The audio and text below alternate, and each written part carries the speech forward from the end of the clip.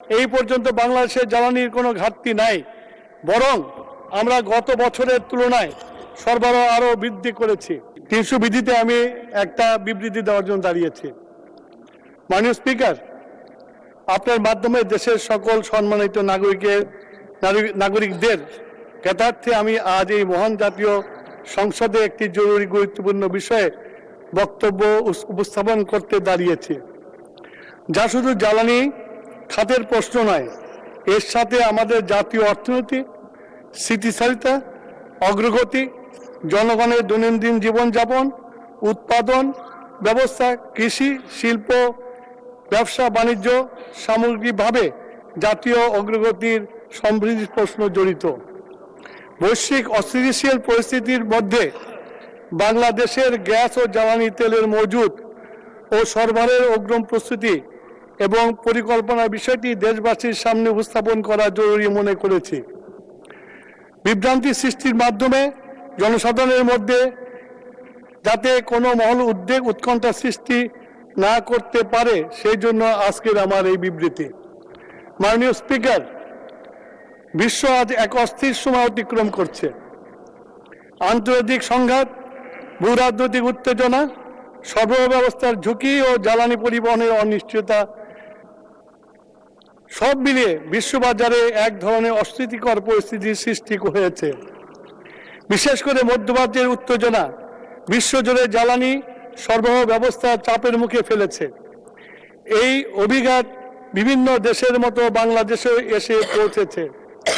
কিন্তু আমি অত্যন্ত দৃঢ়তার সাথে এই সংসদকে জানাতে চাই, মাননীয় প্রধানমন্ত্রী জনাব তারেক রহমানের নির্দেশে তত্ত্বাবধানে আমরা সঠিক এবং সময়োপযোগী প্রস্তুতি নিয়েছি সরবরাহ ব্যবস্থা স্বাভাবিক ও পরিচ্ছন্ন রাখতে এবং জনগণের স্বস্তি নিশ্চিত করতে নিরলসভাবে আমরা কাজ করে যাচ্ছি।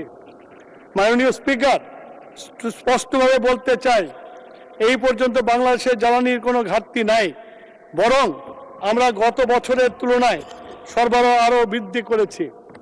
গত বছরে এই সময় যে পরিমাণে জ্বালানির তেল বিক্রি হয়েছিল, এবছর তার চেয়ে বেশি সরবরাহ নিশ্চিত করতে পেরেছি। বর্তমানে সরকার দায়িত্বভার গ্রহণ করেছে 17 ফেব্রুয়ারি 2026 তারিখে। সেদিন জ্বালানি তেলের মধ্যে সবচেয়ে বেশি ব্যবহৃত ডিজেলের মজুদ ছিল 2,06,000 মেট্রিক টন।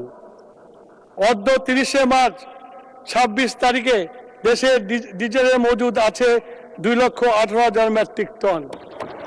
বর্তমানে সরকার দায়িত্ব গ্রহণ করার পর 17 ফেব্রুয়ারি থেকে 29 মার্চ পর্যন্ত 41 দিনে ডিজেল বিক্রি হয়েছে 4,82,000 মেট্রিক টন। এই বিপুল সরবরাহের পরেও মজুদ বৃদ্ধি পাওয়ার প্রমাণ করে যে সরকার আগাম প্রস্তুতি, ধারাবাহিক আমদানি ও কার্যকর ব্যবস্থাপনার মাধ্যমে সরবরাহ ব্যবস্থাকে দৃঢ়ভাবে অব্যাহত রেখেছে।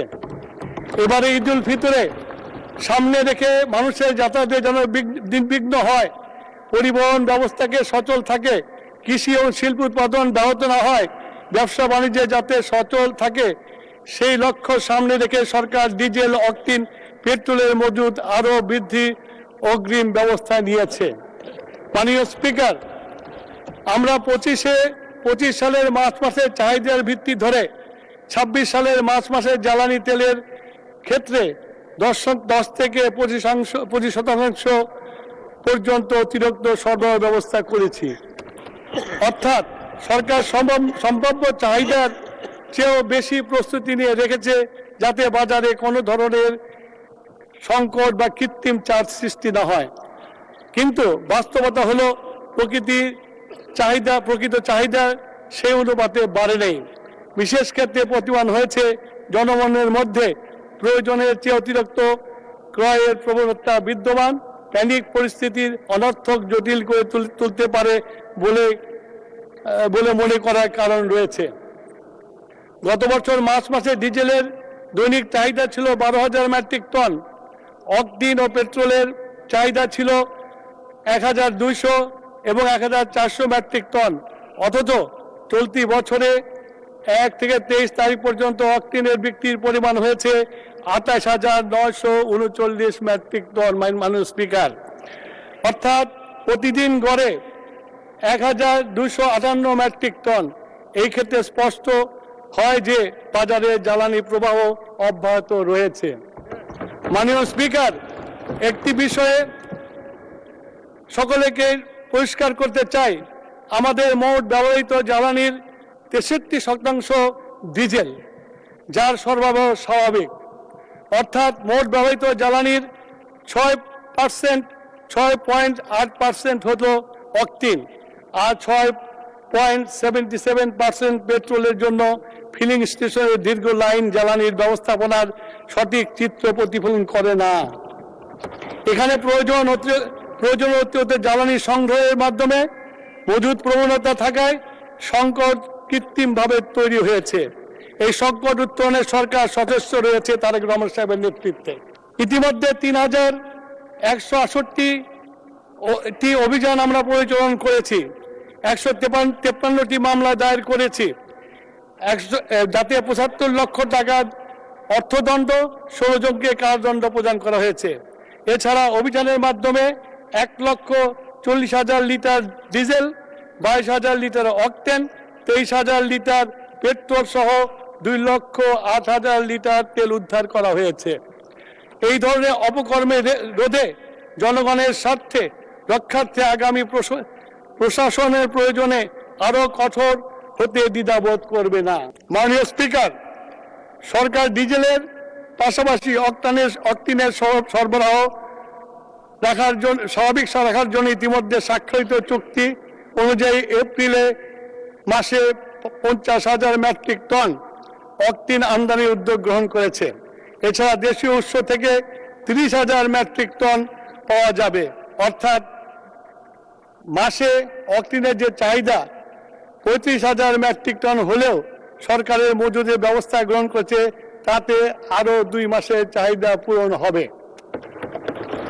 মাঠ পর্যায়ে বিভিন্ন ফিলিং স্টেশনে পরিদর্শন করে প্রাপ্ত তথ্যে দেখা যায় মার্চ 2026-এ অকটেনের সরবরাহ চাহিদার তুলনায় কম নয়, বরং মার্চ 25 বা জানুয়ারি 26-এর তুলনায় সরবরাহ অনেক বেশি। কিন্তু ভোক্তাদের আচরণের অস্বাভাবিকতা লক্ষ্য করা যাচ্ছে, যেখানে একটি মোটরসাইকেল সাধারণত গড়ে 5 লিটার অকটেন গ্রহণ করে, বর্তমানে একই মোটরসাইকেল দিনে 3-4 বার এসে 15-20 লিটার, প্রতিবার 3 থেকে 5 লিটার পর্যন্ত অকটেন সংগ্রহ করে। প্রশ্ন হলো, মানুষের প্রকৃত ব্যবহার কি 1 বছরে হঠাৎ করে দ্বিগুণ হয়ে গেছে? নিশ্চয়ই তা নয়।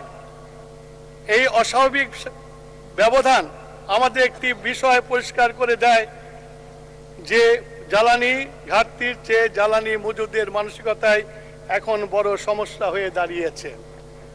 এই ক্ষেত্রে গণমাধ্যমে কিছু শিরোনাম উল্লেখ করছি। 6,000 litre of illegally stored diesel seized in Chittagong, raid, Daily Observer, 27 March 2026।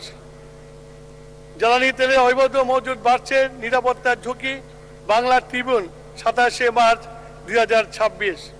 Jamalpur filling স্টেশনের manager fine 50,000 for hoarding petrol, Daily Star, 28 March 2026। দেশের বিভিন্ন জেলায় অভিযান চালিয়ে 7,000 লিটার জ্বালানি তেল জব্দ, প্রথম আলো, 29 মার্চ 26। ময়মনসিংহে মাটির নিচে মজুদ 24,000 লিটার জ্বালানি তেল জব্দ, দৈনিক ইফতেখার, 29 মার্চ 26। মোবাশ্বলে ভয়াবহ আকারে বাড়ছে জ্বালানি তেলের অবৈধ মজুদ, নয়া দিগন্ত, 30 মার্চ 26। জ্বালানির অবৈধ মজুদ পাওয়া গেছে 17 জেলায়, পাচার চিহ্নিত হয়েছে, বণিক বার্তা, 30 মার্চ 2026। আমাদের সরবরাহ ও প্রস্তুতি পর্যাপ্ত থাকা সত্ত্বেও মানুষ যদি প্রয়োজনের তুলনায় অতিরিক্ত ক্রয় করে বা কিংবা ড্রাম ও জারের মধ্যে অবৈধ মজুদ করে, তবে স্বাভাবিক সরবরাহ ব্যাহত হতে বাধ্য, দাহ পদার্থ হিসাবে গুরুতর অগ্নিকাণ্ডের আশঙ্কার সৃষ্টি করে। সুতরাং আজকের এই পরিস্থিতি আমাদের প্রধান দায়িত্ব হলো জনগণের মধ্যে আস্থা ও সচেতনতা তৈরি করা। মাননীয় স্পিকার, আমি এই সংসদের মাধ্যমে দেশবাসীকে আশ্বস্ত করতে চাই, বৈদেশিক সংকটের মধ্যেও সরকারি জ্বালানি তেলের মূল্য বৃদ্ধি করা হয় নাই। পৃথিবীর অনেক দেশে জ্বালানির দাম বারবার সমন্বয় করতে হয়েছে, এমনকি প্রতিবেশী অনেক দেশেও 25%-রও বেশি মূল্য বৃদ্ধি পেয়েছে। সেখানে বাংলাদেশের সরকার জনগণের স্বার্থে অগ্রগতি দিয়ে স্থিতিশীল রেখেছে। কারণ জানি জ্বালানির দাম বাড়লে কৃষি উৎপাদন, পরিবহন খরচ, সাধারণ মানুষের জীবন যাত্রার ব্যয় বহুগুণ বেড়ে যায়। মাননীয় স্পিকার, এখানে একটা বাস্তবতা জাতির সামনে তুলে ধরা প্রয়োজন। দেশে ডিজেলের বর্তমান বিক্রয় মূল্য প্রতি লিটার 100 টাকা, অথচ 26 সালে প্লান্ট রেটে 1 থেকে 29 মাস গড়ে প্রকৃত ব্যয় প্রতি লিটারে 198 টাকা। এইভাবে দেশে অক্টেনের বর্তমান বিক্রয় মূল্য 120 টাকা, অথচ প্রকৃত ব্যয় 150 টাকা 72 পয়সা।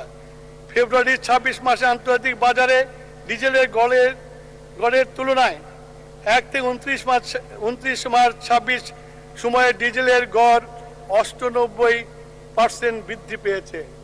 অক্টেনের বৃদ্ধি পেয়েছে 26%, অর্থাৎ সরকার জনগণের স্বার্থ উল্লেখযোগ্য ভর্তি বহন করছে।